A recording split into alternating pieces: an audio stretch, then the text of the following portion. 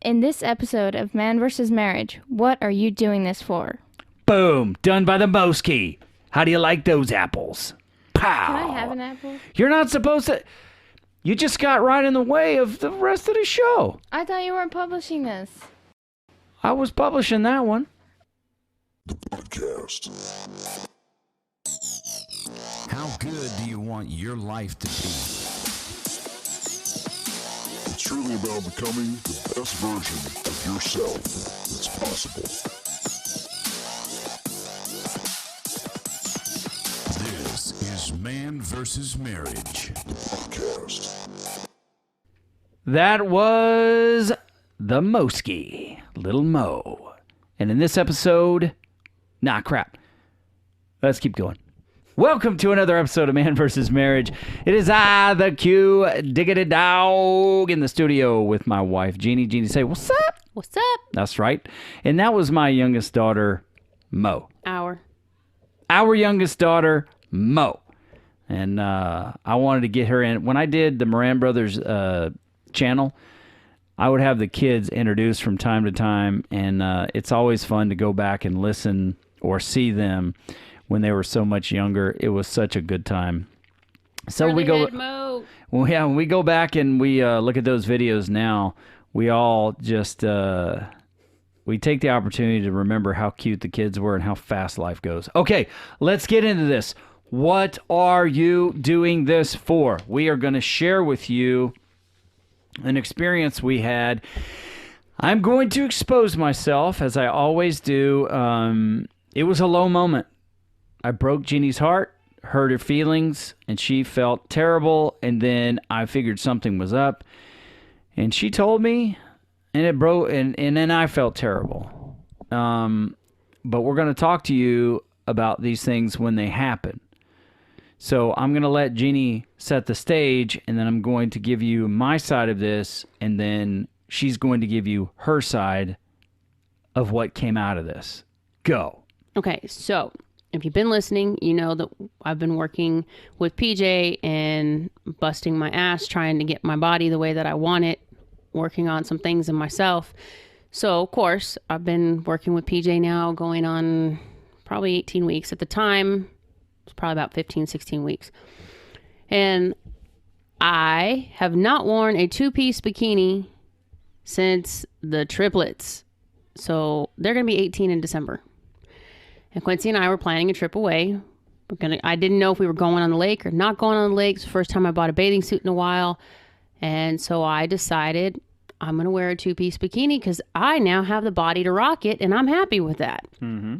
So I did. I bought one, and I was putting it on one night, and I'm thinking to myself, you know, we'd had kind of a rough day that day, but I was in this thought process of, I like the way this looks. I'm pretty proud of myself. I'm actually exposing my abdomen. I have not done that in a long time.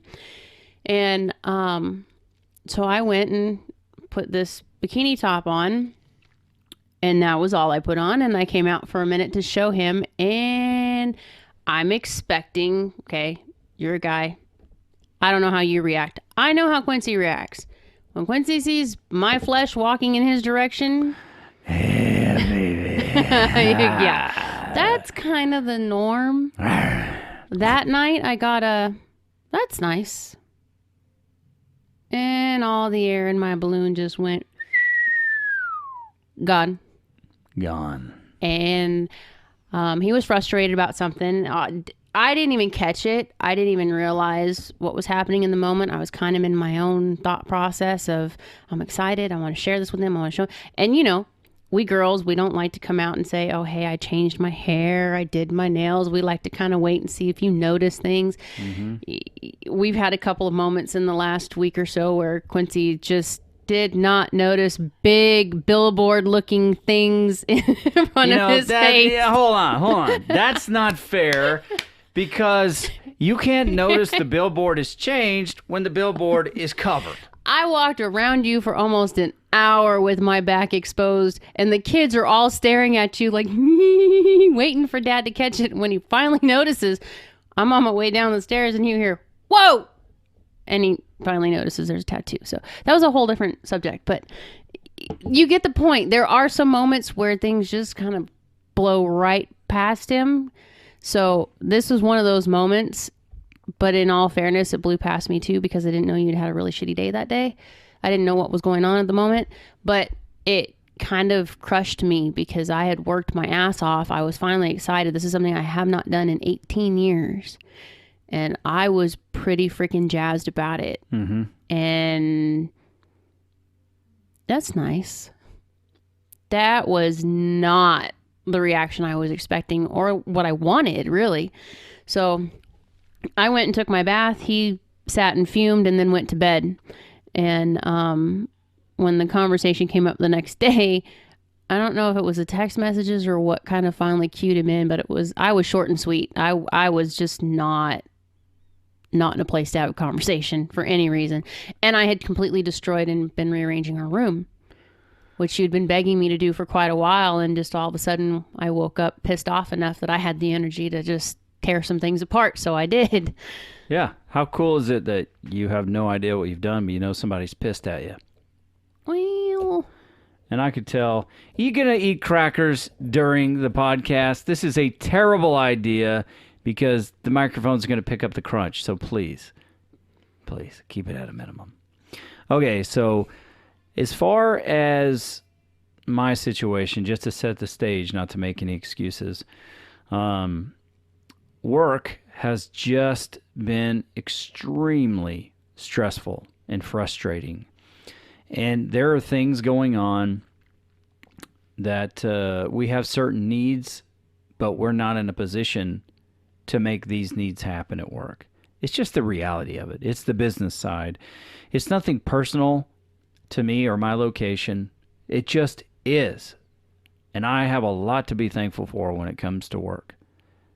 Because we've kept our doors open. We're an essential service.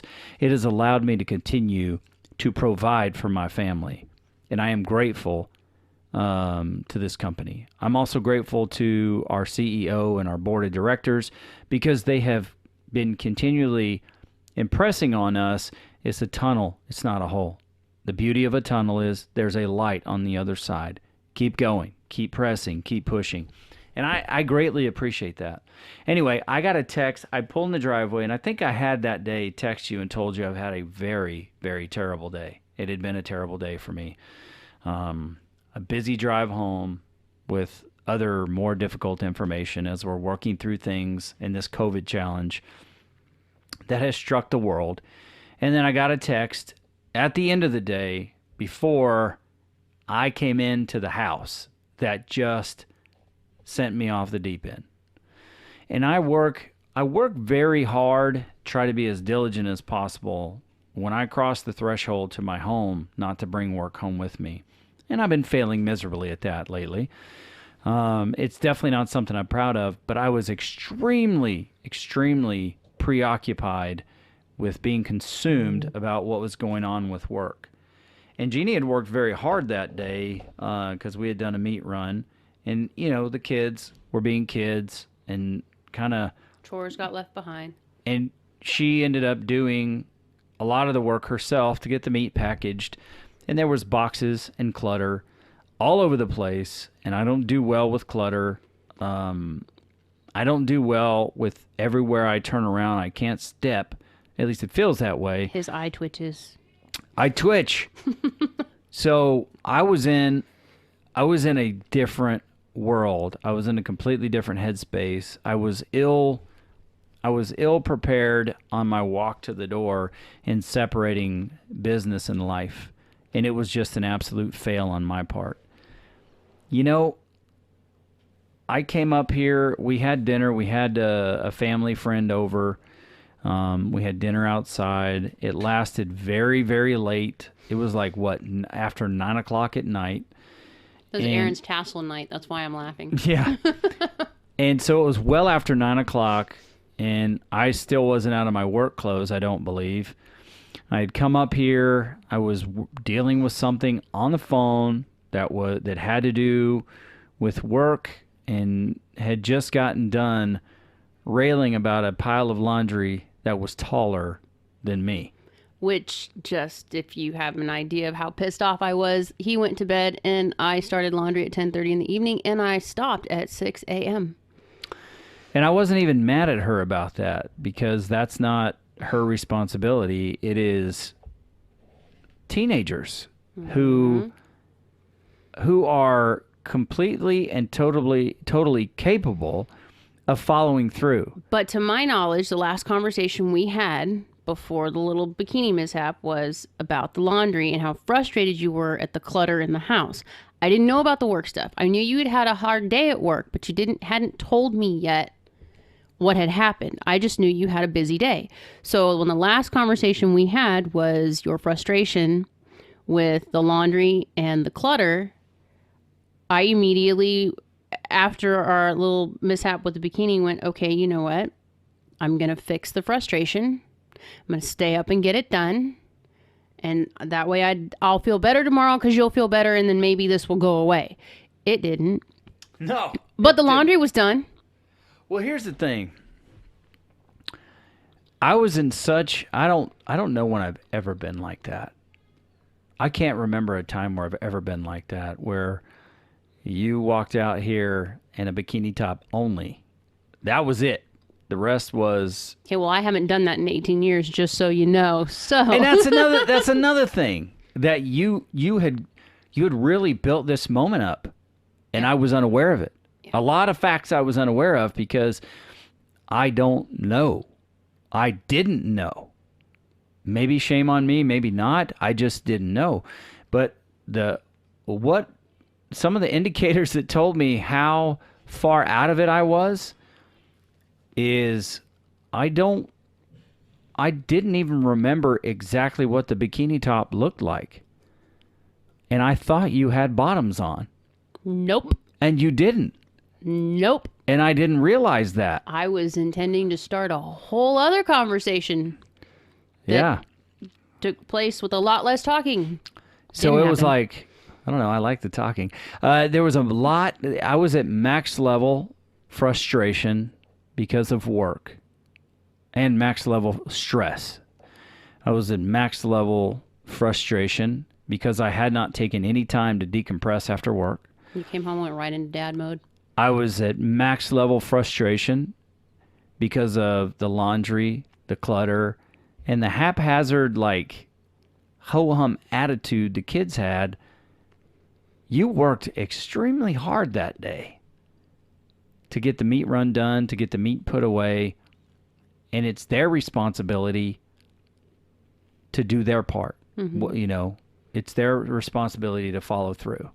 We know the rules about the laundry because we have such a small space where the laundry goes. With 11 people's laundry, it gets overwhelming. And if there's an emergency, we're gonna lose people because you can't get out the house, the laundry room. We ain't losing nobody. We're throwing Aaron through the window. And so I was sitting in the chair. I was on my phone. You walked out in a black bikini top with nothing else. And I'm just telling you right now, I don't even know if I realized that it was a bikini top or if I thought it was a shirt. But in my mind, it was like, oh, that looks nice. And I said, nice, and went back to what I was doing. And I had no idea how deep that situation was and what was going on. All I know is that I crushed you. And in turn, I felt absolutely horrible for It was that. an epic fail, sucker moment for both of us. Both of us epically failed in that moment. And it's kind of harsh to say that on your part, but it's just the bare bones truth of it, because you took this moment instead of taking a rain check on the moment, because you didn't see what was going on with me and I didn't see what was going on with you, just flat out. I still can't wrap my head around, you had only a bikini top on and I didn't recognize that. That is not me. No, it's not. I just don't get I don't get that. Hence the hurt. What? You didn't even remember seeing me in the bikini top until we talked about it the next day, and you were like, it was like a black, like, it was like a sports bra thing, right? No. When I showed it to you in Big Bear, you were like, no, that's not a sports bra. That's when I was me. I wasn't green anymore. No, you were in full-on vacay mode in a totally different mindset. You were definitely paying attention to everything on the trip, but Yeah. it was I think the aha that came out of it, and this is where things kind of got a little difficult in navigating conversation, because I was pissed, but I was more mad at me and how I took your reaction than I was at your reaction. And what it boiled down to was I went to the gym the next morning. I got called out by PJ because I got up and I was doing a double. I don't do doubles. I just don't. I was pissed. So I slept for 2 hours. I got up, I grabbed Mo and said, we're out. Let's go. Went and did a double. I actually hit my numbers that day. I was pretty good. You're welcome, honey. But she caught me when I came in and was like, your color's off. Something doesn't look right. What's going on? We didn't get a chance to talk. Jill was there. So she and I had a conversation, and it kind of just spurned a couple things in me because, you know, her personality is a little different than mine. She's pretty quick to, well, F him kind of thought process. But then she understood where I was coming from. I wasn't pissed at him. I was more mad because why should what you think take away my validation for all of my hard work? Absolutely. And I was pissed because I was worried and mad about whether or not you saw my improvement or you cared about what I look like in this stuff. And I had to come to grips with, am I doing this for you or am I doing this for me? Because it's not that I don't need your opinion or I don't want it, but I don't want your opinion to dictate to me whether or not what I'm doing is right for me. That's fair. I want to do this for myself. I want to be proud of myself. I want to be comfortable in my own skin. But all of that went out the window the moment you didn't react the way I expected, because I know how you are. Mm-hmm. And when I didn't get that, it was just like, dude, my encourager wasn't encouraging me. Am I not making the improvements I thought I was making? Am I not seeing what I think I'm seeing? I mean, I spun my head big time. I had a full-on argument going on inside myself of my own value. Is it worth doing this? Is it really what I want to do, or am I doing this because you pushed me to get healthy? I railroaded myself all day. Came home, destroyed the room. In 2 hours, I had the whole place flipped by myself. Now, normally when I move furniture, I have a back situation. So I usually call in the muscle from the house and I have them do things. I had enough adrenaline pumping through me. I didn't feel nothing until 2 days later. And then I got in trouble. But I just started going through the process of elimination. Okay, he's frustrated because the house is cluttered. Things are bugging him. I still didn't know about work. Mm-hmm. So I was going after the targets that I knew were a problem. So I set out to seek and destroy. Okay, let's get rid of the clutter. Let's get rid of this problem. Let's move the room because this is what he's been wanting to do. I made myself a list of things to go after and get done. The laundry was done. I went down and just reamed the hell out of the kids. I've been up all night long. I stopped at 6 o'clock. The stuff that I washed, the last 3 loads, were still unfolded sitting on the table. And there was probably about 6 loads left of laundry. So the one who had laundry, I told her, that's got to be done before Dad gets home. She panicked because she didn't think she can get everything done. And when it was time for you to come home, she still had like 2 loads left. And I railroaded her because I worked my ass off the night before. Who was that? Fia. Fia? I crushed her because she was separating things and making smaller loads. Yeah. Because the dryer was going on the fritz and I didn't know it. So probably because Mom had been running it for, 8 hours straight. And then she was running it for another 6 or 7 hours straight. So we might have overdone it, but whatever. So I was frustrated. And I was pissed, but I got the room done. You text me at one point, how are things going? I'm taking my break. Can we stop and talk? It's like, nope, I'm cleaning. End of discussion. And then you text me again. It's like, okay, well, what are you working on? Took a picture, screenshot of the room, sent it to him, and that was the end of the conversation. I wasn't talking anymore. I kind of think that might have been your clue that something was off. I don't usually not talk to you when you have a break time unless I'm in the middle of writing and I can't, but that's generally the only time. So anyway, I was fighting with myself. I wasn't mad at you at this point. I was pissed at me, and I was still trying to work through, why am I doing this? Are you sure there wasn't a little frustration and upset and hurt feelings still towards me? I was hurt, but I think it was more because you know me well enough to know if I'm mad at me for something, I'll be mad at you later. It's still there, but I'll be mad at you later because I've got to figure this part out first and get it out of my way. And then I can move on to be mad at you. I have no problem throwing a torpedo in your direction. I just need to get myself out of the way first. So that night, Quincy comes home. We have our normal dinner, do everything with the kids. He comes in the room and says, okay, what do you got? It's like, what? You're upset. You're frustrated. Something's going on. What do you got? Hit me with it. Sits in the chair, puts his face in his hands and just stares at me. It's like he knows something's coming. And he just wants to offload. So I did. I explained everything to him. And I think it just hit you so hard because you just kind of stopped. Mm-hmm. And it was one of those, I don't know, you just kind of had this weird look on your face. Like you could not believe that you did something like that to me. Mm-hmm. And he just kept apologizing and telling me how sorry he was. And he explained his day at work and what was going on. And then I felt like shit because I didn't know any of that was going on. So I was holding you accountable to something, not knowing you were in the middle of something. So our timing totally sucked on both sides of this thing. But what ended up coming out of it kind of took off in our conversation on our trip to Big Bear. Mm-hmm. Because it was, I had gone and gotten a piercing during the week, and I was gonna surprise him with it, but he likes to hug me and cuddle me, and I thought if you touch my belly button ring, I swear to God, I'm gonna pop him. So I had to make sure he had a forewarning. I was already kind of weirded out about the bikini top, but then I moved ahead with my plan.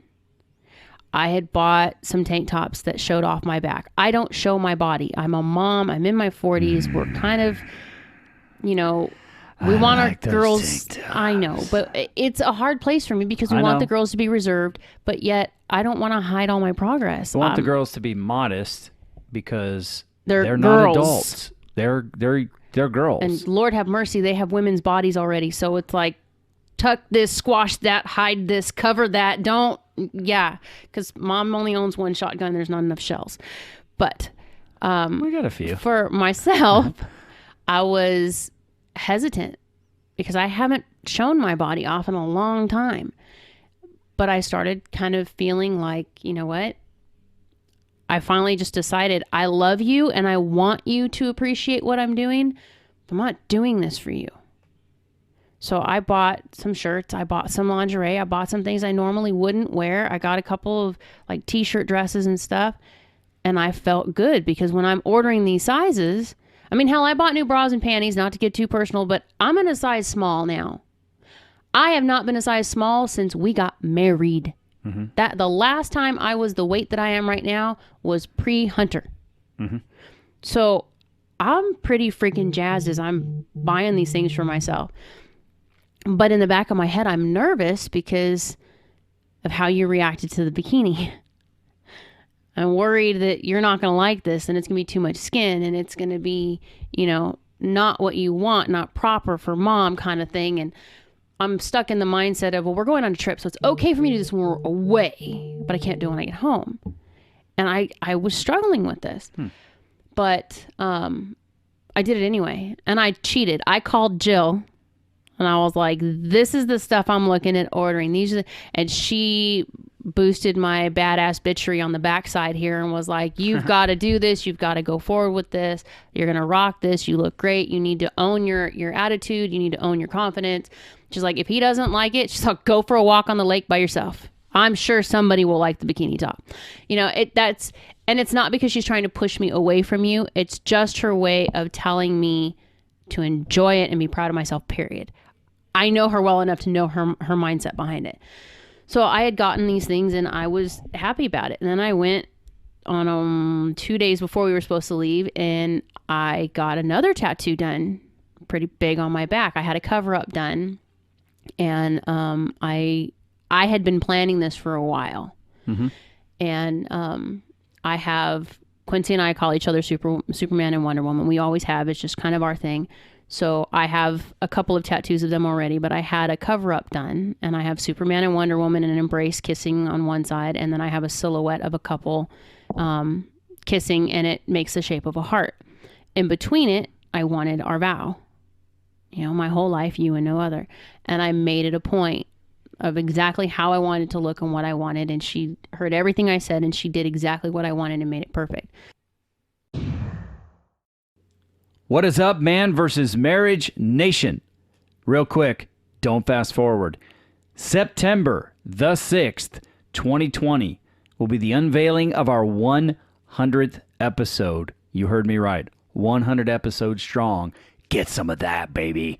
So we are going to do a Facebook Live extravaganza. So go to the Man vs. Marriage Facebook page at MBSM Podcast.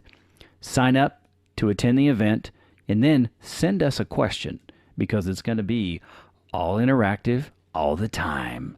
We're also going to make a podcast out of the audio. So you will get to hear your question and the answer. Boom. Right there on the podcast. September the 6th, a Sunday. That's right. 5 p.m. Pacific time. Man versus Marriage live. 100 episode event.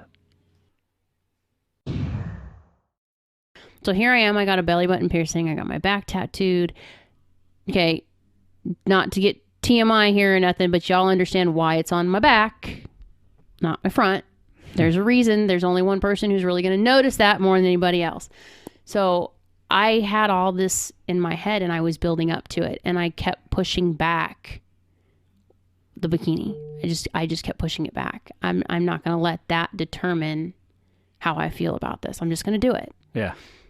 But as we were talking in our conversation on the way to Big Bear, it was like, now I'm having conversations with the girls because the girls saw my belly button piercing. And one of the responses I got from somebody who knows about it was like, well, when are you going to start acting your age? Like, aren't you a little old for that? And it made me mad. But at the same time, it was kind of like, I'm finally at the point where I really just don't give a crap. I really don't care if you approve of what I'm doing because I didn't get a belly button ring when I wanted to because I kept getting pregnant. Yeah. And then I kept getting fatter. And I wasn't comfortable with my scars and I wasn't comfortable with how my abdomen looked. And no one else is going to see it. So there's no point in having it. Now, you see it. The kids see it. Hell, I wore a little sweater yesterday that lifted just a little bit every now and then. Oh, yeah. But I felt confident in that and I wasn't sucking in or hiding myself or worried about, you know, I grow up around people who like to pick on others who wear spandex and they shouldn't, or their muffin top hangs over and it's inappropriate and you need to tuck this in and cover that. And that was all the stuff that always played in my head after the kids. Don't show these things off. So I'm wearing, you know, extra large men's shirts just so I can wear a King's jersey or a King's shirt and not show off my shape. Now I'm over here like, dude, I need a whole new closet. Well, I don't know if any of that came from me. No, none of that came from you. Okay. But it was things that was stuff that I was trying to work out with PJ to get out of my head anyway, because I needed to stop holding myself to what other people thought. Mm-hmm. Your response to the bikini was what spun me to realize I was still living in that thought of, Gotcha. I needed validation for me to feel good about what I was doing. And I finally came to the screw that. Yeah, because at first thought, it's like, what do you mean you don't care about my opinion? And I don't think it's that as much as it's in spite of what my opinion is, ultimately, you are making these changes for yourself. Well, look, I hated the keto diet when you started it. It's the bane of my existence when you started it. Because here we go again. It's something new. I got to buy all new food. The groceries are going to change. All this stuff it's what hits me initially. But it didn't matter because you felt better. Your body was healing faster. You had more energy. You were enjoying it. You were spending more time with the kids. You could stay awake longer. So it really didn't matter. It irritated you. You hated when I complained about it. But you stuck to it. And here we are 6 years later, and you're the healthiest you've ever been. Yeah. And I don't really complain about it as much anymore because it doesn't matter. I had to come to the realization that you did is that I had to do it for me first. Bingo. And because that's the only way. Now we're in a relationship. We're one. Mm-hmm. But still, your body, you've got to do it for you, because if you do it for anything other than yourself, then you'll be able to justify a reason to quit. Well, and I noticed that when I felt like you weren't happy with it, or you didn't like what I was wearing, or when I first got that initial ouch from the bikini thing, it was like I could feel myself holding back in things. I could feel myself holding back in sex. I can feel myself holding back in conversation because I don't know how to feel right now. I didn't get the reaction I wanted, so I don't know how to feel right now. And I mean, when I bought it and I put it on and I saw it, I felt sexy. I really felt like I earned this. Yeah, you did. But the response was nice. And it was just like, ugh.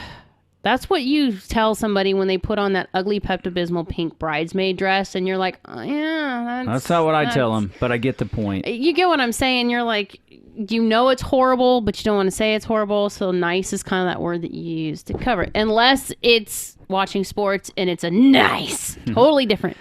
But well, I use the word nice in many different ways, but I hate that this happened, but I'm glad that it happened. I was at an all-time low. I was demoralized. And I was at an all-time high when it came to stress and clutter.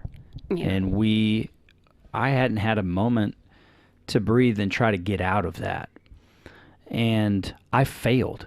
I just flat out failed. Thankfully, there's a piece of good that can come out of it, because the idea that, and I'm going to tell you this, if we had to go do it all over again, I wouldn't want it to happen another way, because as much pain as it caused, I think it also gave you something within you that you needed, that you didn't have. And that's in spite of what anybody's reaction is. I am doing this for myself and for my body, and because it's right for you. Mm-hmm. And I think that's a very important lesson. Now, when just listening to you talk and about the sexy clothes and the bikini, I have never not wanted you, in recent years, say in the last decade or so, to not dress completely lovely and wear those colors and things of that nature, because I mean, I was basically nibbling on you with my eyes when you're walking around in those shorts and those tops, and how they were showing your back and your body and stuff like that. Sorry that you're in the middle of this moment, guys, but that's just the way it is. Yeah, but the difference is the way you look at me changes when my confidence is at a high. Very true. And that was the difference, was even though you were telling me how pretty I looked in something, or you were encouraging me to wear stuff that was a little bit sexier, I didn't feel it. So I couldn't put myself out there like that because I didn't feel it. This time I felt it, but I was still unsure because of that conversation of where to go with it. Would it be okay? Would it be, was it going to be conflict because I didn't get what I thought I would have got out of it? Yeah. Had you not had a crap day and I had come out wearing that, there would have been a whole different outcome. I'm sure of it. Of course. But the good part for us came out with that was a hard conversation. Oh, yeah. That was a very hard conversation because I hate telling you when you hurt me, especially when you hurt me like that. Yeah. You absolutely cannot stand when you hurt me, whether it's intentional or not, especially when it's something that's that deep rooted. Mm-hmm. And when it comes to weight and your body or, anything that can affect us mentally, sexually, spiritually between each other, that's like That's sacred gut-wrenching. ground. Yeah. That's gut-wrenching for you because that takes a little bit of that soft space away. And, but we were able to jump on it right away. Normally in the past, that would have been a conversation that probably would have taken us like 4 or 5 days to process through, to not be pissed off and have a conversation. And then that conversation would be kind of buffered because I don't want to attack you because I really want to slap you, but I don't want to attack you because we've had days to kind of go over the conversation in your head and I know what you're going to say and, building up those things. We didn't do that. Like you came in and went straight to, let me have it. Obviously something happened and you're hurt and we need to figure this out. So what was it? And we were able to kind of talk through it. And we use the same tools that we always use. When you turn around, you're like, wait a minute, I don't know how I feel about you not wanting my opinion. That's not what I mean. Mm-hmm. So we had to have that back and forth of, okay, wait, no, this is not what I'm saying. This is not how I want you to take it. Let me try this again. So it's not, we're telling you, the stuff that we're telling you is not just like one and done. These are things that we're finally looking at going, oh, hey, we did that. Yeah. We actually remembered to do that. I agree. And it's real ugly life. And I could just put all the stuff out that makes me look good, but I'm still a freaking human myself. And it's, I still don't feel good about what happened. I don't. And I don't feel good about exposing myself to the world, but I believe it will help a relationship or 2 or 3, and God willing, many. And, talking about the girls, I respect that, you want to dress like a mom appropriately, and you don't want to set the wrong example for the girls. And what is important to me, and this is a conversation that we should have openly with girls, I don't want them to hide their body. I don't want them to lack confidence in their body that they have naturally. Because of you and because of the Moran gene, I mean, there are some things up top that can potentially get enormous. That's a part of it. And draw attention. Right. But I don't want them to hide their body. I want them to have confidence in their body, but walk it out modestly until they get to the point where they're an adult and they can be responsible in that sense. They also need to learn how to respond to certain types of attention, because right now, I mean, Mo is like, if a guy looks at her at all, she's like, oh my gosh, she's a creep. Because she's 12, almost 13, and she's still in that mindset of boys are cute, but there's just something not unless quite. It's Jensen Ackles. Well, yeah, Jensen but he's Ackles, unattainable. Jensen Ackles. Ackles, please do not screw that up. Your child will have a heart attack. It's too late. Anyway. But the point is we've learned all these things. We're going through all these things, but don't always knock the crap moments, because what came out of this one was pretty big. I mean, it led us into a conversation on our road trip on things that our girls are asking me now, things that they're talking to me about that they wouldn't normally come to me with because they weren't sure. But seeing mom break out of her shell a little bit and seeing me dress a little sexier or going to get my piercing and my back done and seeing that I'm doing things because I want to do them. They make me feel good. Yeah. Put things in a different perspective for our girls. Had we not had that moment, then I wouldn't be able to turn around and tell them, okay, look, I had to learn yeah, I love your dad and I want his opinion of me to be a good one. But I'm not doing this because I want your dad to be proud of me. I'm doing this because I want to feel good. I want to look good and be proud of who I am. Your dad is just getting the benefits. Yeah. And that's actually what I had kind of preached to you for years, is that you got to be able to do it for yourself. I only know that because I had to be able to do it for myself.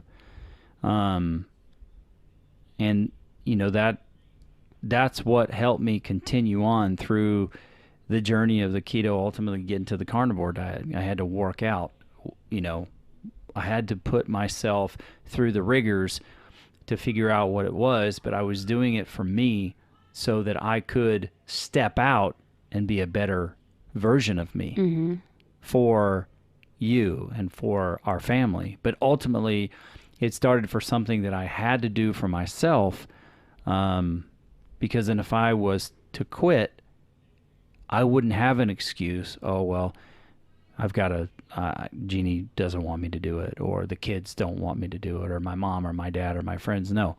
If you're not going to do it, you're letting you down and no one else. And if you're willing to let yourself down, you obviously need to make some changes in your life.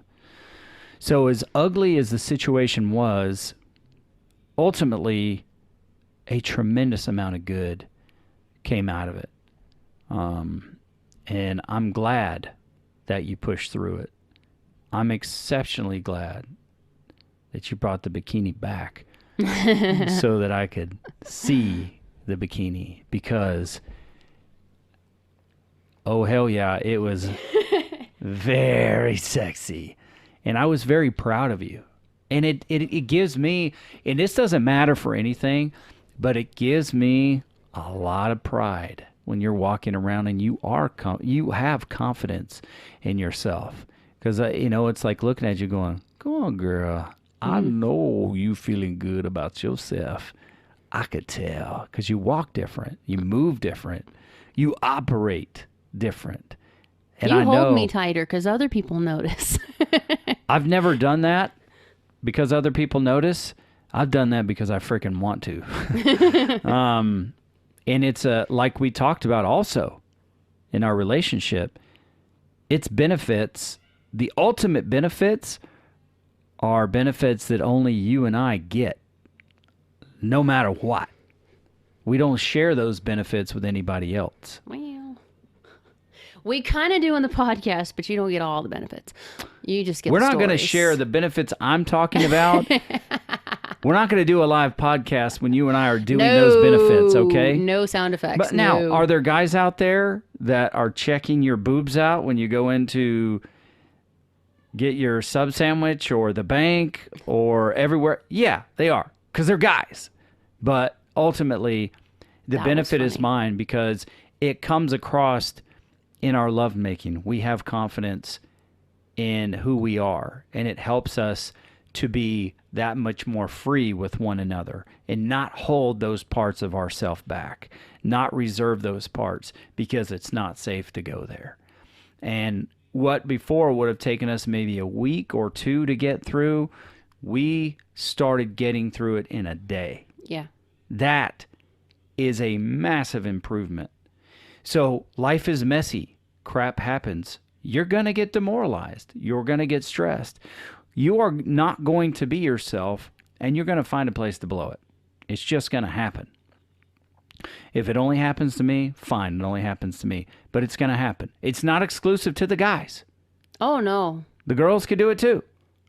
The thing is that we are giving you the tools and the example to say there is a way forward.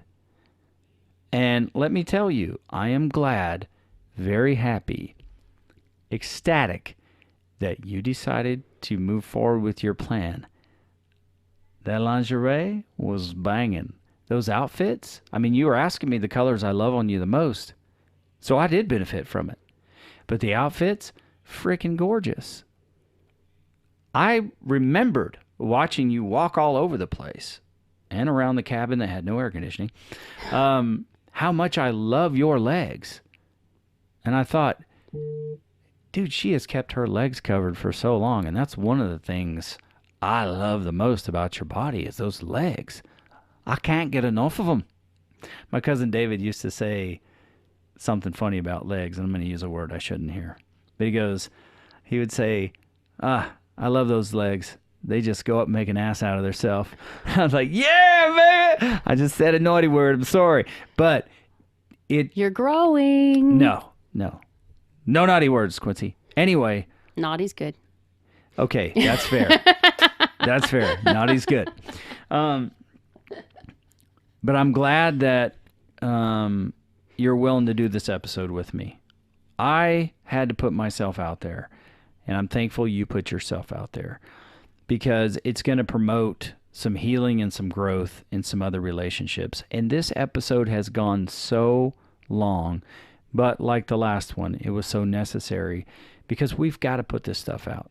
If you take nothing else out of this, I would suggest if you notice something was said or maybe she's pissed off like I was, I guess what I would say is find out what the root is. Don't take it personal that she's getting so upset at you for not having the reaction she was looking for, or don't get so upset at her for not having the reaction you were looking for. Figure out what was underneath it, because I was hurt by what you had said, but I was more frustrated at myself for putting so much weight into one opinion instead of valuing my own for myself. And that's true. And when we started to talk about it, you started naming off a bunch of facts about how long and how many years it had been since you worn a bikini. And those are things you probably wouldn't have thought of if I hadn't brought it out. There's a lot of things I keep track of.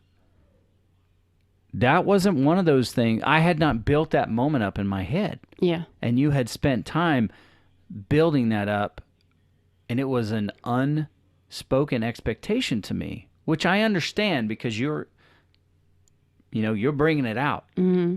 But it was the perfect storm of crap in the moment, and it turned very crappy, but ultimately for your good and my good and for a learning experience, it has turned out for the better.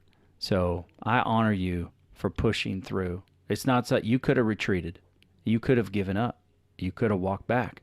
You could have stayed the same, but you didn't do that. You stepped forward. You made the move. You worked through it. And you did it anyway. And that is an honorable thing. And I admire you for that. And I love you. Thank you. She is Jeanne Moran. I am Quincy Moran, a.k.a. the Q Dog. Let me hear you say the Q Dog. The Q Dog. Oh, my Lord. What a lack of enthusiasm. The Q Dog. And this is Man versus Marriage. The podcast. How good do you want your life to be? You gotta live on purpose, for a purpose. It's truly about becoming the best version of yourself that's possible. This is Man vs. Marriage, the podcast.